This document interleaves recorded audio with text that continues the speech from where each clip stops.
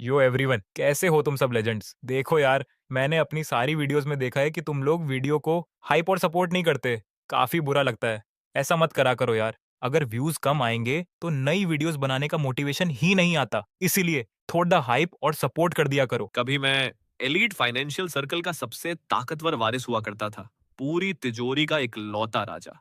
एक दिन मैंने यूं ही घूमते फिरते एक माफिया प्रिंसेस की जान बचा ली, जिसे उसी का परिवार कुत्ते की तरह ढूंढ रहा था। मैंने उसे अपने प्राइवेट विला में छुपाया, खुद उसके जख्मों पर मरहम लगाया और उसे पॉलिटिक्स के दांव पेच सिखाए। जब वो मेरी बाहों में थी, तो उसने अपनी खून से सनी उंगलियों से मेरे गले को सहलाया। उसकी आवाज में एक अजीब सा नशा था जब उसने फुसफुसाकर कहा, यंग मास्टर, एक बार सब कुछ वापस मिल जाए तो मेरी यह जान और यह जिस्म सब आपका होगा।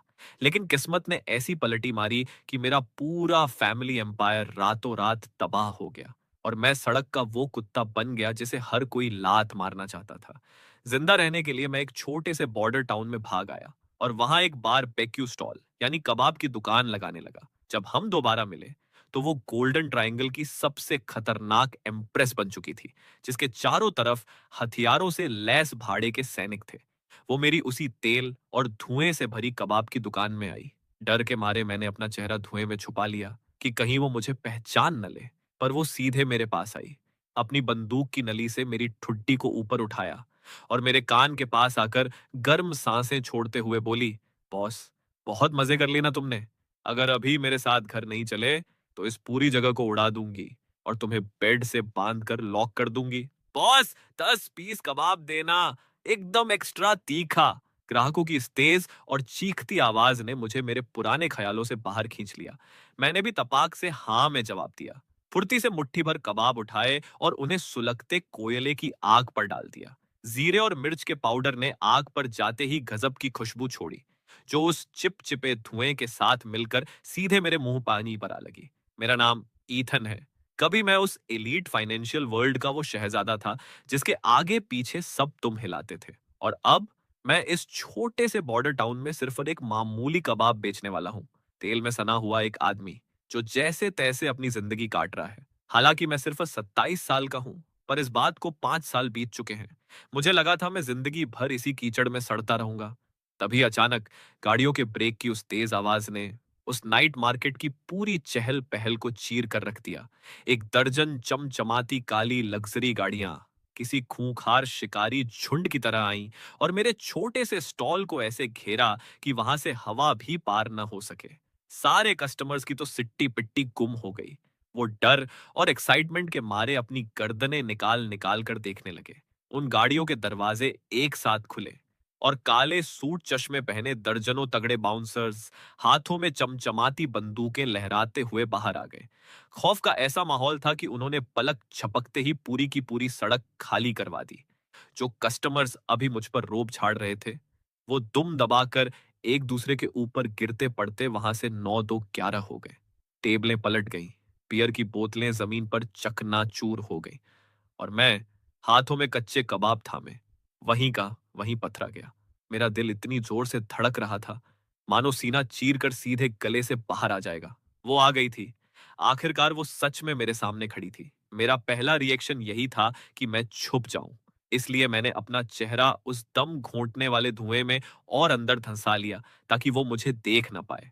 लेकिन तभी वो महंगे ब्रांड की काली हाई हील्स बिल्कुल सटीक तरीके से आकर ठीक मेरे सामने उस तैलीय जमीन पर रुक गई। उसके जूतों की चमक इतनी जबरदस्त थी कि उस गंदी और बिखरी हुई जगह पर वो बिल्कुल अलग ही लेवल की लग रही थी। मेरी ऊपर देखने की हिम्मत नहीं हुई। बस उसके उसी जाने पहचाने तीखे और महंगे परफ्यूम की खुशबू मेरे नथुनों में जबरदस्ती घुस गई, जिसने कबाब और धुएं की गंध को पल भर में गायब कर दिया।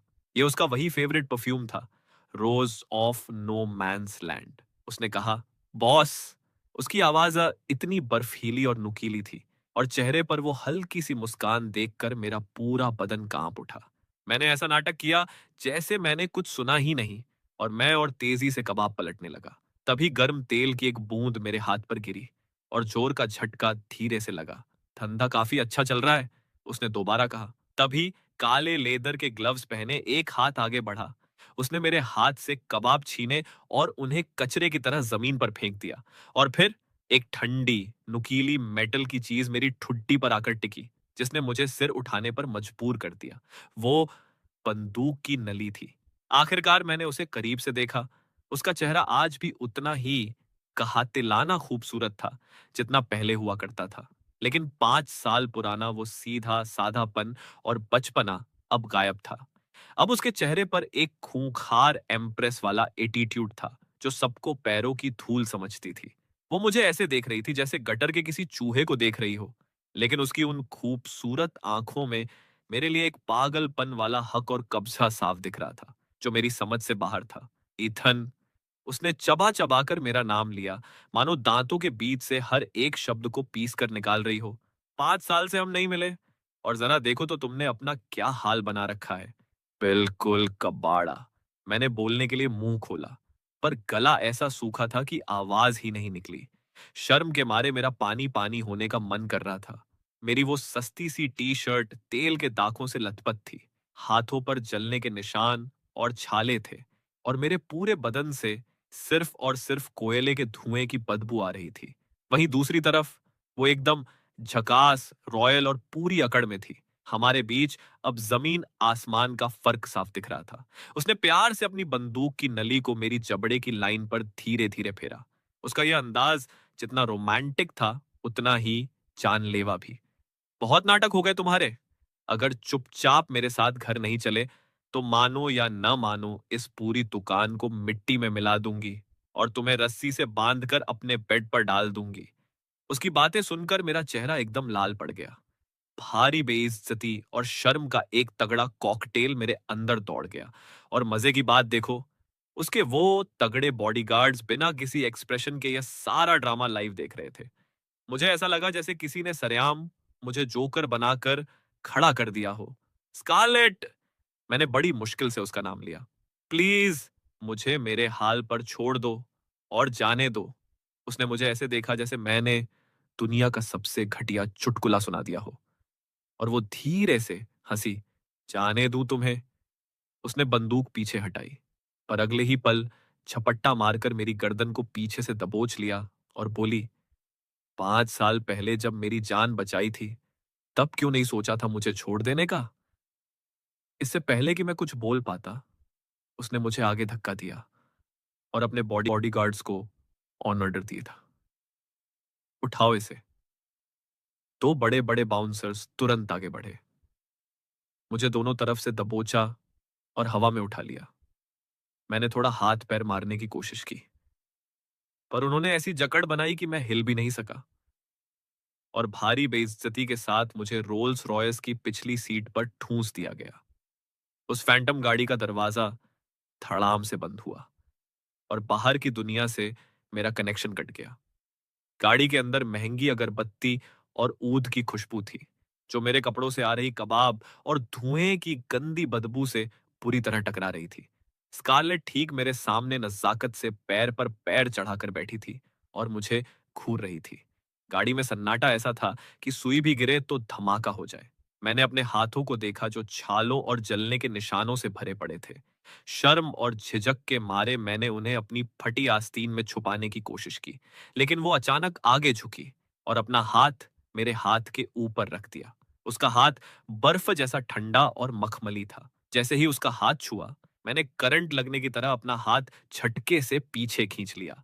स्कारलेट वहीं की वहीं थम गई। उसने सिर उठाया और मुझे ऐसे घूरा कि गाड़ी का एसी बिना चालू किए ही -डिग्री पर पहुंच गया। आखिरकार गाड़ी शहर के सबसे आलीशान 5 स्टार होटल के ग्रैंड एंट्रेंस पर जाकर रुकी। उन 2 बॉडीगार्ड्स की कस्टडी में मुझे सीधे ऊपर पेंट हाउस के प्रेसिडेंशियल स्वीट में ले जाया गया। वो भारी दरवाजा मेरे पीछे बंद हो गया, और वो दोनों बाहर यमराज के दूतों की तरह पहरा देने लगे। स्कारलेट ने अपना कोट उतारा, जिससे उसके अंदर का सिल्क टॉप दिखने लगा। वो सोफे पर आराम से फैल गई और अपने लिए रेड वाइन का एक ग्लास पलटने लगी। फिर मुझे ऐसे घूरते हुए जैसे कोई नई प्रॉपर्टी चेक कर रही हो, वो कड़क आवाज में बोली, जाओ, खुद को धोकर साफ करो। और एक चमचमाता सिल्क का बाथरोब मेरे पैरों के पास फेंक दिया। बाथरूम के उस बड़े शीशे के सामने खड़े होकर जब मैंने खुद को देखा, तो मुझे एक हारा हुआ, लाचार और पूरी तरह बेइज्जत इंसान नजर आया, जो मैं था, पर लग नहीं रहा था। मुझे सच में लगता था कि मेरा पूरा आत्मसम्मान इन 5 सालों की कंगाली और सड़क छाप जिंदगी में पिसकर खत्म हो चुका है। लेकिन उस पल समझ आया कि वो स्वाभिमान मरा नहीं था, बस दिल के किसी कोने में छुपा था। और स्कारलेट उसे बड़े बेरहम तरीके से बाहर निकालकर अपने पैरों तले कुचल रही थी। मुझे नहाने में काफी टाइम लगा। जैसे जैसे मैं अपने जिस्म से मैल हटा रहा था, ऐसा लग रहा था मानो मैं अपना वो मुखौटा उतार रहा हूं जिसके दम पर मैं अब तक जी रहा था। जब मैं वो कीमती सिल्क बाथरोब पहनकर बाहर आया, तो स्कारलेट हाथ में वाइन का ग्लास लिए खिड़की के पास खड़ी थी। आहट सुनते ही वो मुड़ी और बिना आवाज किए कालीन पर कदम बढ़ाती हुई मेरी तरफ आने लगी। पर उसका हर एक कदम सीधे मेरे दिल पर पड़ रहा था। वो ठीक मेरे सामने आकर रुकी। उसके ग्लास में लाल वाइन घूम रही थी और उसकी आंखों में एक अजीब सा काला साया तैर रहा था। उसने अपना दूसरा हाथ आगे बढ़ाया और अपनी ठंडी उंगलियां मेरी छाती पर रख दी और धीरे से आह भरते हुए बोली, 5 साल हो गए ईथन, पर तुम्हारी ये रीढ़ की हड्डी आज भी वैसी ही अकड़ी हुई है। मेरा पूरा बदन पत्थर की तरह जम गया। न हिलने की हिम्मत थी और न ही सांस लेने की। मुझे समझ नहीं आ रहा था कि वो मेरा एहसान चुका रही है या बदला ले रही है, या फिर बस अपने पुराने मसीहा को इस लाचार हालत में देखकर अपना सनकी शौक पूरा कर रही है। स्कारलेट की उंगलियां मेरी छाती से फिसलते हुए पेट पर आकर रुकी, जहां 5 साल पुराना वो जख्म था जो उसे भगाते वक्त तक मुझे लगा था। उसने बिना किसी इमोशन के पूछा, क्या अब भी दर्द होता है? मैंने कोई जवाब नहीं दिया, पर मेरे बदन की अकड़न ने सब कुछ बयां कर दिया था। उसने हाथ पीछे खींचा, मुड़ी और टेबल के दराज से एक कार्ड निकाला और उसे मेज पर पटक दिया। वो एक अनलिमिटेड लिमिट वाला ब्लैक कार्ड था। बोली, इसका पिन तुम्हारा बर्थडे है। उसने मेरी तरफ ऐसे नॉर्मल होकर देखा जैसे मौसम की बात कर रही हो और कहा, उस घटिया दुकान को भूल जाओ और अब से मेरे साथ रहो। यह सुनते ही खून सीधे मेरे दिमाग में चढ़ गया। गुस्सा, बेइज्जती और एक अजीब सा दुख मेरे सीने में फट पड़ा। मुझे लगा था वो कम से कम ये तो पूछेगी कि इन 5 सालों में मैं किस हाल में था। पर मैं भूल गया था कि अब हमारी दुनिया एक नहीं रही। उसकी नजरों में मेरी गरीबी का इलाज सिर्फ पैसा था। मैंने एक तीखी हंसी हंसते हुए फटे गले से कहा, क्या एम्प्रेस साहिबा अपना एहसान चुका रही हैं या फिर कोई नया कुत्ता पाल रही हैं? चटैक! उसका चेहरा बदला और उसने एक जोरदार तमाचा मेरे मुंह पर जड़ दिया। शॉट इतना सॉलिड था कि मेरा सिर घूम गया और मुंह के कोने से खून का स्वाद आने लगा। ईथन! उसने गुस्से में चिल्लाते हुए मेरा हाथ इतनी जोर से मरोड़ा कि लगा हड्डियां टूट जाएंगी और बोली, मेरी शराफत का फायदा उठाने की कोशिश मत करो। उस दर्द से मेरा दिमाग थोड़ा ठिकाने आया। मैंने झटके से अपना हाथ छुड़ाया और वहां से निकलने के लिए मुड़ा। तुम्हें सच में लगता है कि तुम यहां से जा सकते हो? पीछे से उसकी ठंडी आवाज आई और उन दो बाउंसर्स ने तुरंत दरवाजा रोक लिया। उसने पीछे से आकर मुझे कसकर पकड़ लिया। उसका बदन मेरी अकड़ी हुई पीठ से सटा था, पर उसकी बातों में कोई अपनापन नहीं था। 5 साल पहले तुमने मुझे अपने विला में छुपाया था और बाहर पैर तक नहीं रखने दिया था। अब बारी मेरी है। मुझे दम घुटता हुआ महसूस हुआ, उसकी बाहों की वजह से नहीं, बल्कि अपनी आजादी छिन जाने के डर से। मुझे तुम्हारी भीख नहीं चाहिए, मैंने चबा चबा कर कहा, जैसे शब्द बर्फ के बक्से से निकल रहे हों। उसने मेरे कान के पास हंसते हुए कहा, भीख? उस हंसी में एक पुराना दर्द और गुस्सा था। मैं तो बस अपनी चीज वापस ले रही हूं। उसने मुझे झटके से अपनी तरफ घुमाया। उसकी लाल आंखों में एक सनकीपन था। बोली, भूल गए तुमने क्या कहा था? तुमने कहा था मेरी जान तुम्हारी है। अब मैं आ गई हूं तो तुम्हारा जिस्म, तुम्हारा दिल और तुम्हारी हर चीज वापस लेकर रहूंगी। उसके इस पागलपन को देखकर मेरा दिल जोर से रो पड़ा। हम इस मोड़ पर कैसे आ गए? क्या ये वही लड़की थी जो कभी मेरी बाहों में कांपती थी और आज ये एम्प्रेस पैसे के दम पर मुझे नीचा दिखा रही है? क्या ये दोनों एक ही हैं? स्कारलेट! मैंने एक गहरी सांस ली और शांत होकर कहा, 5 साल में बहुत कुछ बदल जाता है। न मैं पुराना ईथन हूं, न तुम पुरानी स्कारलेट हो। हमारा हिसाब बराबर हो चुका है। बराबर? उसने इस शब्द को चबाया। उसके चेहरे का गुस्सा गायब हो गया और उसकी जगह एक खतरनाक सन्नाटा छा गया। तुम्हारे कहने से हिसाब बराबर हो जाएगा? मैं बहस नहीं करना चाहता था। मैंने झटके से अपने बाथरोब का कॉलर खोल दिया और अपनी छाती का वो भयानक कट दिखाया, जो कंधे से लेकर पेट तक किसी बड़े कनखजूरे की तरह फैला हुआ था। क्या यह काफी नहीं है? मैंने उस निशान की तरफ इशारा करते हुए उसकी आंखों में देखा। तुम्हारी जान के बदले मेरा यह हाल क्या काफी नहीं है? स्कारलेट की आंखें फटी की फटी रह गईं। वो उस निशान को ऐसे देखने लगी मानो उसके पार देखना चाहती हो। पल भर में उसकी वो अकड़, गुस्सा और सनकीपन गायब हो गया और उसके चेहरे पर सिर्फ बेबसी और दर्द बचा। पहली बार उसने मेरे सामने अपना वो नकली मुखौटा उतारा था। उसने कांपते हाथों से उस निशान को छूने की कोशिश की, पर हिम्मत नहीं हुई। कांपती आवाज में बोली, क्या क्या यह उसी वक्त का है? मैंने अपना कॉलर वापस बंद कर लिया।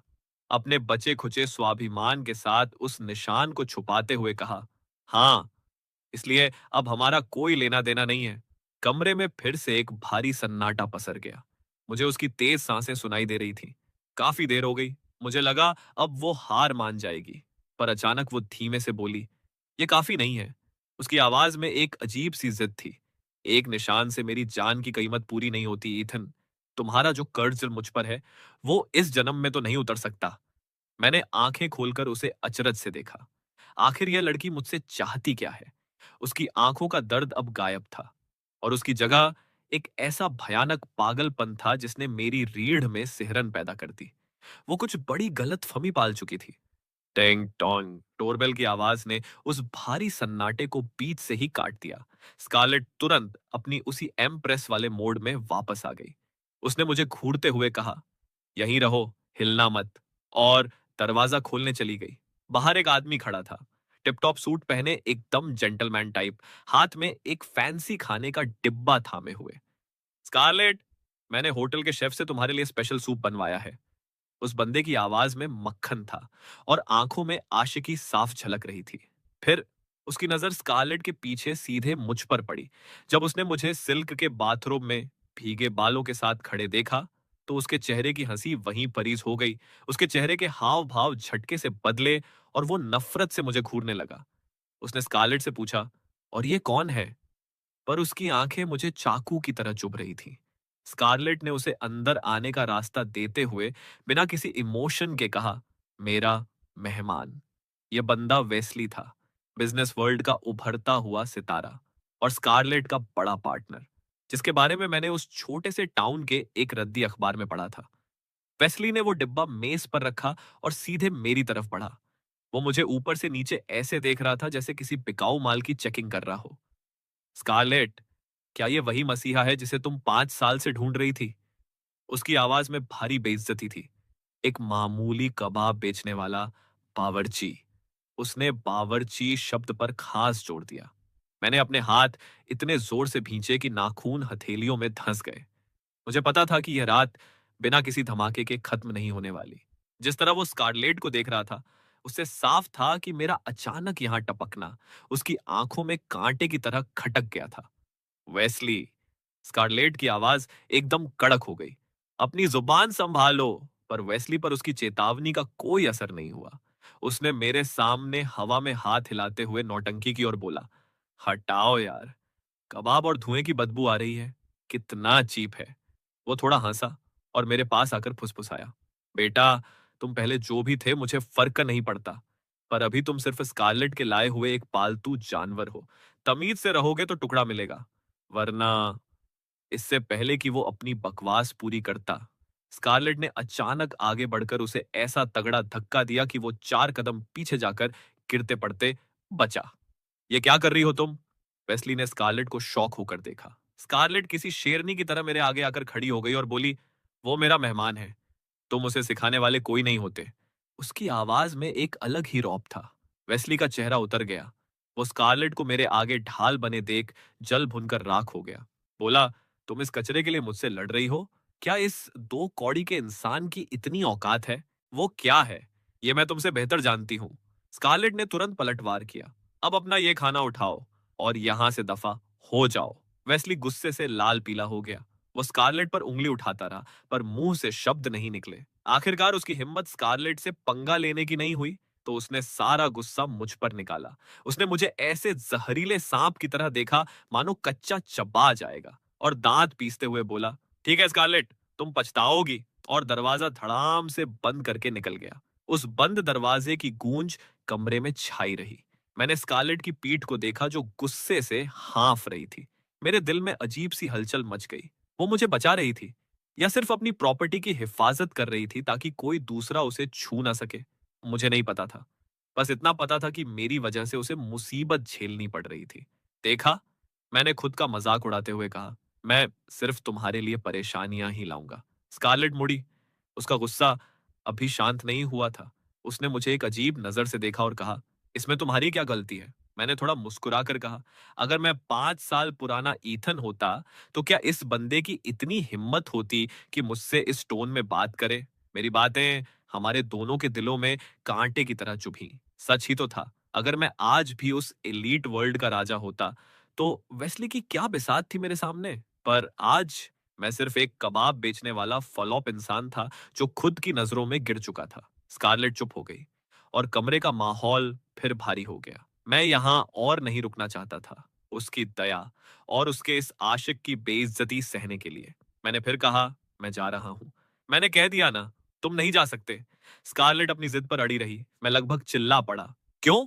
आखिर मुझ जैसे टूटे हुए आदमी से तुम्हें क्या चाहिए? अगर एहसान चुकाना है तो मुझे पैसा नहीं चाहिए, और अपनी जान तो मैं तुम्हें पहले ही दे चुका हूं। अब और क्या जान लोगी मेरी? मेरे इस गुस्से को देखकर उसकी आंखों में एक दर्द सा दिखा, पर उसने मेरे सवाल का सीधा जवाब नहीं दिया। इसके बजाय वो मुड़ी और अपने हैंडबैग से एक कागज निकाला, जो थोड़ा पीला पड़ चुका था, पर बड़े करीने से मोड़ा गया था। उसने वो कागज खोला और मेरे सामने कर दिया। उसे देखते ही मेरी सांसें अटक गईं।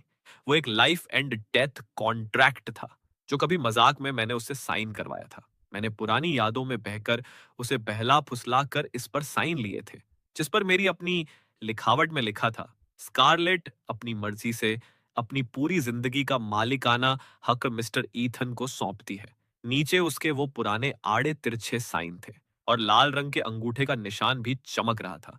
मुझे लगा था उसने इस फालतू कागज को कब का फेंक दिया होगा, पर उसने इसे पूरे 5 साल तक संभाल कर रखा। ये मैंने सपने में भी नहीं सोचा था। मैं उसे देखता रहा। मेरा गला सूख गया। तभी स्कारलेट के चेहरे पर एक खातिलाना और जीत वाली मुस्कान आई। 5 साल पहले तुमने मुझसे ये साइन कराया था, अब मैं अपना हक जताने आई हूं। उसने कागज पर लिखे मिस्टर ईथन पर उंगली रखी और मेरी तरफ इशारा करके बोली, ईथन, अगले 1 महीने के लिए तुम मेरे हो और कल से तुम मेरे स्पेशल असिस्टेंट बन रहे हो। मैं वहीं सन्न रह गया। Special assistant? इस कॉन्ट्रैक्ट को मैं मना भी नहीं कर सकता था, क्योंकि यह रायता मैंने खुद फैलाया था। पर देखा जाए तो वो मुझे एक मौका दे रही थी, बिना मेरे बचे खुचे आत्मसम्मान को ठेस पहुंचाए, अपने पास रखने का बहाना। उसकी इस कॉन्फिडेंट स्माइल को देखकर मेरे दिल में कई बातें आईं, पर आखिरकार मैंने चुपचाप हामी भर दी, क्योंकि मेरे पास कोई दूसरा ऑप्शन था ही नहीं। और सच कहूं तो दिल के किसी कोने में मैं खुद भी उसे छोड़कर नहीं जाना चाहता था।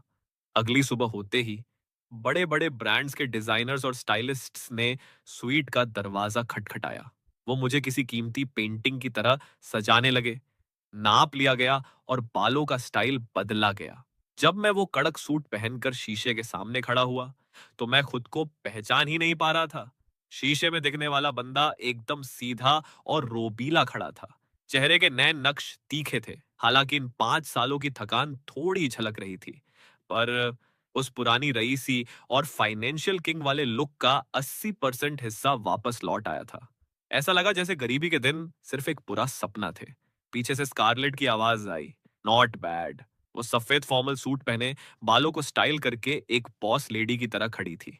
उसने मेरे चारों तरफ चक्कर लगाया और तसल्ली से सिर हिलाते हुए बोली, ये है मेरा वाला ईथन।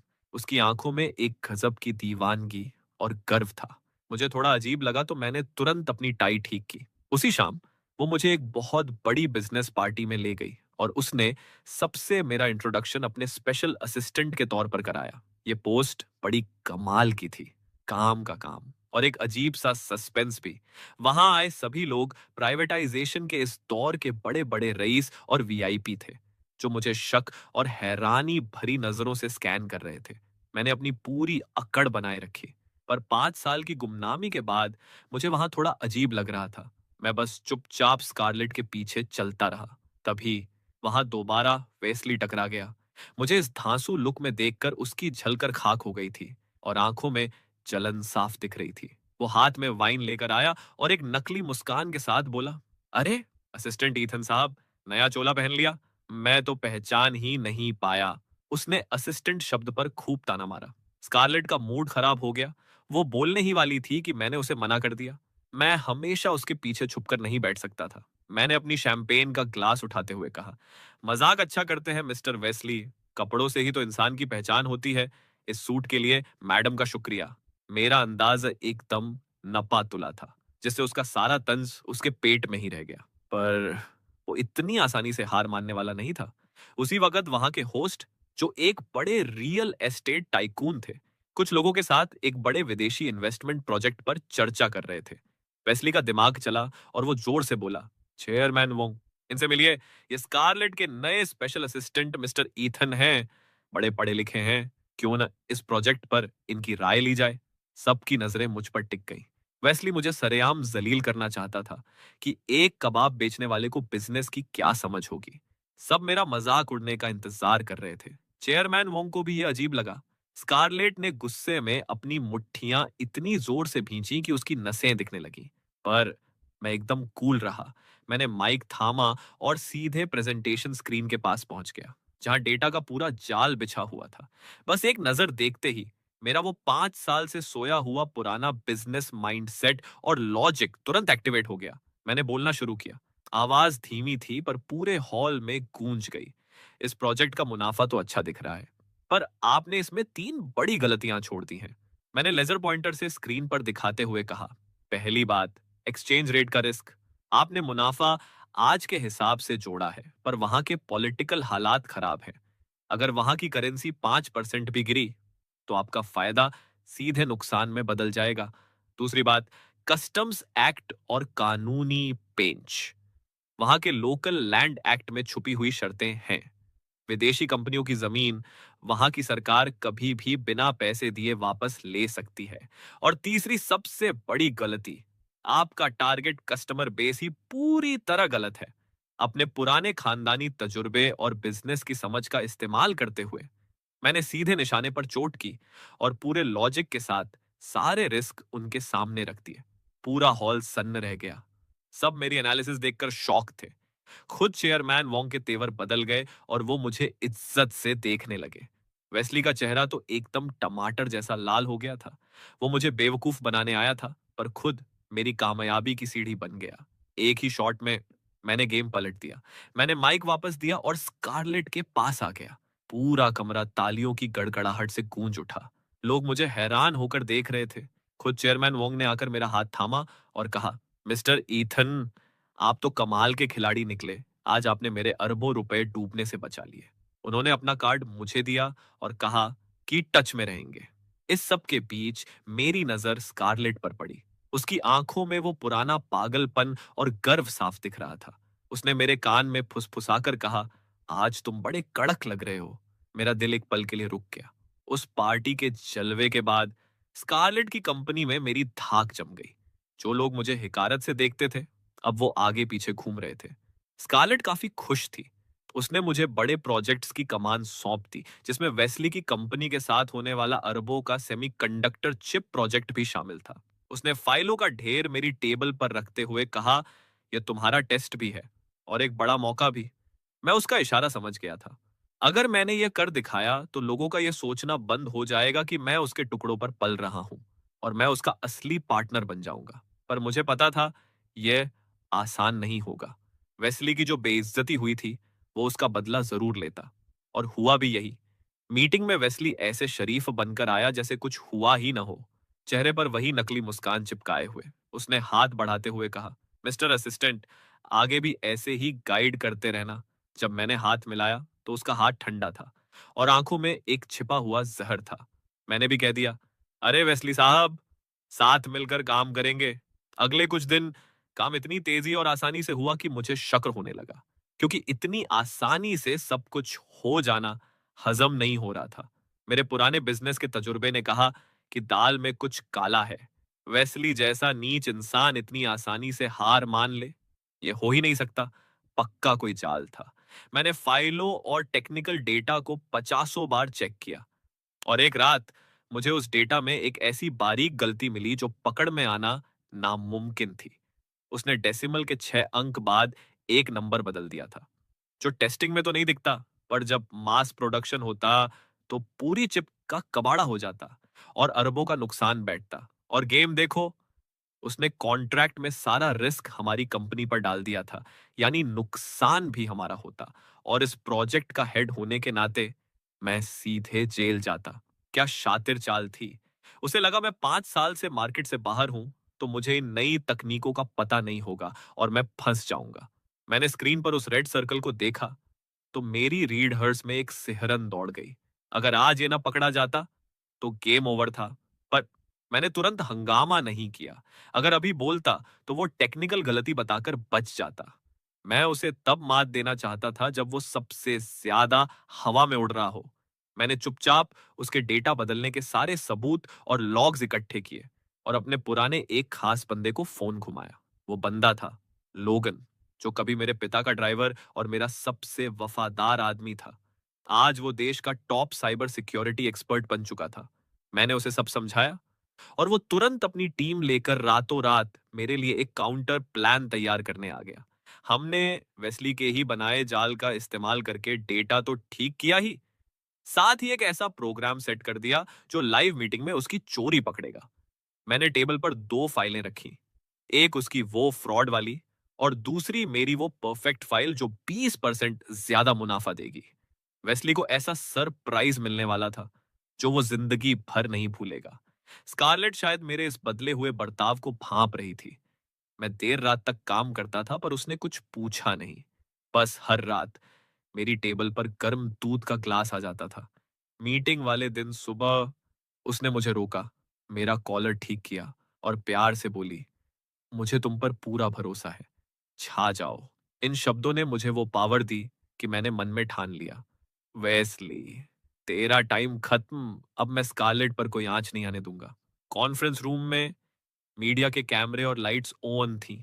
चारों तरफ फ्लैश चमक रहे थे और माहौल काफी बड़ा था। ये डील दोनों कंपनियों के लिए बहुत बड़ी थी। वेस्ली मेरे सामने पूरी अकड़ में बैठा कैमरों की तरफ हाथ हिला रहा था। उसकी ओवर स्मार्टनेस साफ दिख रही थी। वो मुझे ऐसे देख रहा था जैसे बिल्ली चूहे को देखती है। उसे लगा था कि आज वो इस पुराने किंग का काम तमाम कर देगा। स्कारलेट मेरे बगल में बैठी थी, ऊपर से शांत, पर उसने मेरा हाथ कसकर पकड़ रखा था। मैंने उसका हाथ थपथपाया कि फिक्र मत करो। साइनिंग शुरू हुई। लीगल टीम ने सब चेक किया और एंकर ने अनाउंस किया, दोनों पार्टनर्स प्लीज स्टेज पर आकर साइन करें। वेस्ली सूट ठीक करके खुशी खुशी खड़ा हुआ। मैं भी खड़ा हुआ और जैसे ही पेन उठाने वाले थे मैंने कहा, 1 मिनट रुकिए। मेरी आवाज हॉल में बिजली की तरह गूंजी और सब हैरान हो गए। वेस्ली की हंसी गायब हो गई। वो चिढ़कर बोला, असिस्टेंट ईथन, इसका क्या मतलब है? क्या तुम्हें कोई दिक्कत है? लीगल टीम ने तो सब क्लियर कर दिया था ना।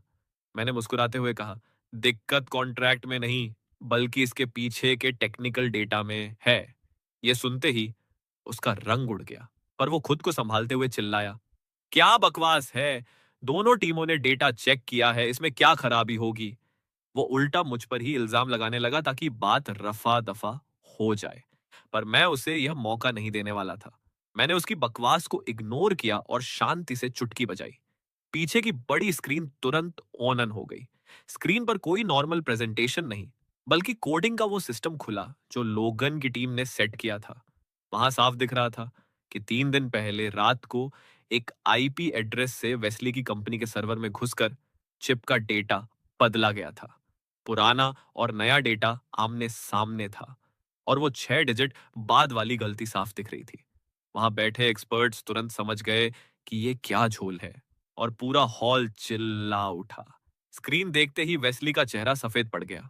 वो कांपते हुए मेरी तरफ उंगली उठाने लगा, पर मुंह से एक शब्द नहीं निकला। मैंने माइक पर कहा, मिस्टर वेस्ली, अब ये मत कहना कि ये किसी स्टाफ की गलती है, क्योंकि हमारे पास लॉग्स हैं कि ये काम आपके ही ऑफिस के वाईफाई से और आपके अकाउंट से हुआ है। सबूत पक्के थे। भागने का कोई रास्ता नहीं था। वेस्ली के पैर कांपने लगे और वो धड़ाम से कुर्सी पर गिर पड़ा। सारे कैमरे उस पर फ्लैश चमकाने लगे।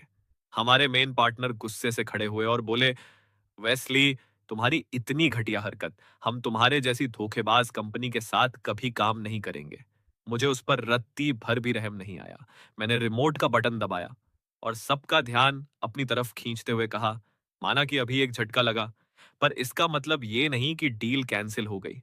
देखिए, ये है हमारा नया प्लान। हमने पुरानी गलतियों को ठीक करके एक ऐसा सिस्टम बनाया है जो न सिर्फ सेफ है, बल्कि आपका मुनाफा भी 20% बढ़ा देगा। मेरी आवाज में एक अलग ही दम था। पार्टनर की आंखें चमक उठी। उन्होंने फाइल छीनी और पढ़ते ही बोले, कमाल है, ये तो जीनियस का काम है। और उन्होंने तुरंत फैसला ले लिया। हम वेस्ली के साथ डील खत्म करते हैं और मिस्टर ईथन के इस प्लान के साथ स्कारलेट की कंपनी से बड़ी पार्टनरशिप करेंगे। पूरा कमरा फिर से तालियों से गूंज उठा। सब मुझे इज्जत और हैरान नजरों से देख रहे थे। वेस्ली को फ्रॉड के इल्जाम में गार्ड्स घसीटते हुए बाहर ले गए। वो जाते जाते भी मुझे गालियां दे रहा था, पर मुझे कोई फर्क नहीं पड़ रहा था। मैंने स्कारलेट की आंखों में देखा। वो मेरे पास आई और सबके सामने मुझे कसकर गले लगा लिया और मेरे कान में फुसफुसाकर कहा, वेलकम बैक मिस्टर ईथन। उस पल मैं ना कोई असिस्टेंट था, ना कबाब बेचने वाला। मैं वही पुराना ईथन था जो अपने दम पर वापस राजा बन चुका था। इस काउंटर अटैक ने मुझे रातों रात स्टार बना दिया। 5 साल बाद ईथन का नाम फिर से मार्केट में गूंज उठा। King is back. सबको पता चल गया था कि स्कारलेट के साथ एक धाकड़ खिलाड़ी आ चुका है। वेस्ली की कंपनी बर्बाद हो गई। शेयर्स गिर गए और मार्केट से उसका पत्ता कट गया और वो खुद जेल की हवा खाने की तैयारी करने लगा। जब सब ठीक हो गया तो कंपनी ने मेरे लिए एक बड़ी पार्टी रखी।